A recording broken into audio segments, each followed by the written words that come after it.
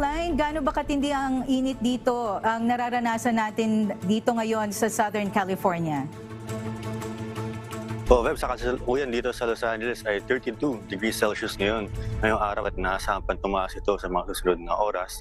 Ngunit nakataas ang heat advisory simula araw ng August 28 hanggang 29 para sa Santa Clarita Valley, Palos Verdes Hills, Los Angeles Inland Coast, kanluran ng Santa Monica Mountains, kanluran ng San Gabriel Mountains o Highway 114 ng Highway 14, corridor at silangan ng San Gabriel Mountains. Ibinabala naman ang sobrang taas sa temperatura para sa kanluran at silangang bahagi ng San Fernando Valley, pati na sa San Gabriel Valley at Calabasas o Agora Hills. Inaasam makapagtala ng near record na temperatura ang heat wave sa halos lahat ng parte ng Southern California.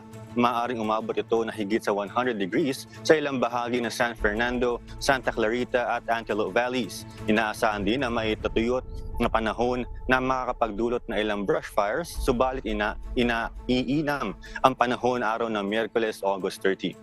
Balik sa iyo, Bebs. Oo nga, Klein, talagang lahat tayo na-experience natin yan, talagang sobrang init. Madalas, alam mo, pinagsisisihan ko lumabas ng bahay, pagkalabas mo talagang matindi ang init. Pero ano ba naman yung ginagawa ng pamahalaan para ibsan yung epekto ng heat wave dito sa atin sa Southern California? Bes, patuloy ang mga advisory ng mga government officials natin sa mga social media, pati na rin sa mga local news network. At kapansin-pansin din ngayon si California, actually, simula pa nung kahapon na bagamat mahangin ngayong araw ay mainit ang pasok na hangin na ito at patuloy pa rin ang pagtaas. Inaasahan na tataas ito hanggang 38 degrees Celsius hanggang sa mga susunod na mga oras, bagamat 32 degrees ngayong araw. Yes. Klein, may iba ba bang matinding weather system na binabantayan sa ibang bahagi ng Estados Unidos? Bes, inaasahan na ang Typhoon Idalia ay dadaan sa Florida, sa Western Florida ngayong Martes.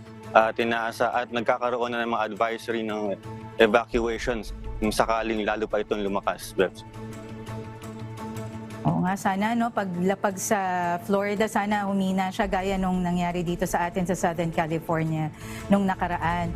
Sige, stay hydrated at salamat, Klein Sinca mula sa Los Angeles, California, USA.